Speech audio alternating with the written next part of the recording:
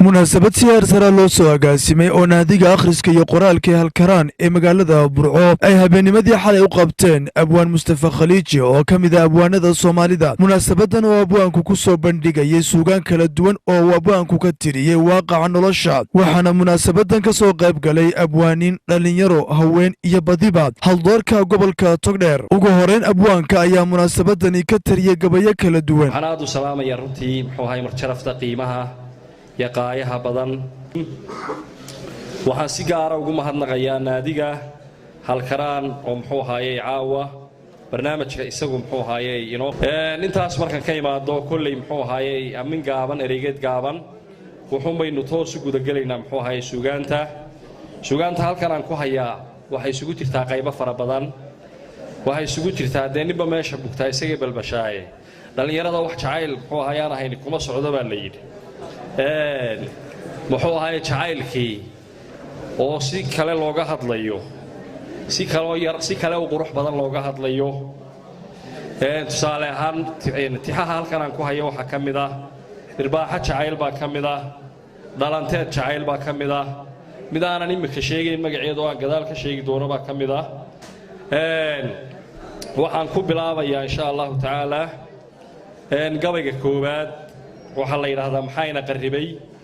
gabay waliba heeraab gaara buu leeyahay. gabaygan heeraabtiisu iyo sidii uu ku soo baxay 2011 ayaan tiriyey. waxaan joogay jaamacad firqi alcaalamiya ayaan arday ka ahaa. waxaa isku dhacay arday Soomaaliya oo ardaydii muxuu ahaayay jaamacadda ka mid ah iyo muxuu ahaayay nin Nigeria waa isku dhacay. labadii nin looma garniqin. ninkii Soomaaliga ahaa waxa lagu yidhi gar iyo gardarraba waa inaad muxuu ahaayay ninka Nigeria ku raali geliso, sababtoo ah Nigeria waxa weeyaan jaamacadda ayay muxuu ahaayay iyagu maal gashadeen, adiguna Soomaaliya oo gaajoonaya baa tahay oo muxuu ahaayay dalkaaga uu gubanayaa. saawgeed ninka abwaanin, qoraayo iyo xubno ka mid ah naadiga halkaraan oo munaasabadani ka hadlay ayaa si isku mid ah uga markhaati kacay suugaanta abwaanka oo ay ku tilmaameen mid ku saabsan waaqaca nolosha. waxaan filayaa halkan mar dhaweed baan hoosta ka xanto waxaan idhi ardaydiisiiba u badan yihiin oo intaa har iyo habeen ba ardaydiisa waa ku akhriyaya abwaanku gabayga inaad ka qortaan oo ka weelaysaan oo waxaan oo suugaana ee uu butaacayo aydu runtii ka reebtaan oo gabayga abwaanku ma qoro. maanta halka kan waxaynu isugu nimi in aynu bogaadinno oo bunaadinno oo haddii allaba kuu samogolay baaweyno oo buunbuuninno oo ammaanno abwaankeenna macallinkeenna Mustafa Khaliiji, isla markaana aanu mahad celinno inta aanu ka midka nahay ee ka soo qayb gashay ee idinku aa ka midka tihiin ee soo ajiibtay ee kuwa halkaa fadhiya ay ka midka yihiin.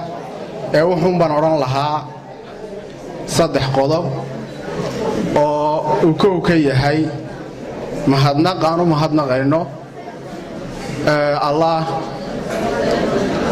mar labaadka aynu mahadnaqayno abwaankan aynaan la'aantii isu nimaadneen,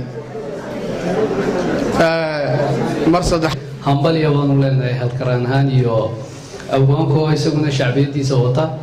in yar haddaan idin dhex galo kolley waxaan ahaa guddoomiyihii 3 sannood naadiga halkaraan marka laga hadlayo waaxda habeenka halkaraan iyo hal abuurkii hirgalay lagu bilaabay baan ahaa 3 sannadood oo bilaabay in la hor keeno abwaanka iyo shacbiga gobolka Togdheer la istuso. waxaanu dhan caawa martida u nahay Mustafa Khaliiji oo suugaantiisa aynu kulli inteena aan aqoonayno caawa baran doono. inteeni taqaanina aynu ku naqaanay suugaan meel badan ka hadasha xaladeeda, xamaasadeeda, xigmadeeda waxeedo dhan wadata. kulli halkaraan waa urur soo jiray. Axmed Maxamuud Ibraahim Boqorre, codka Bariga Afrika.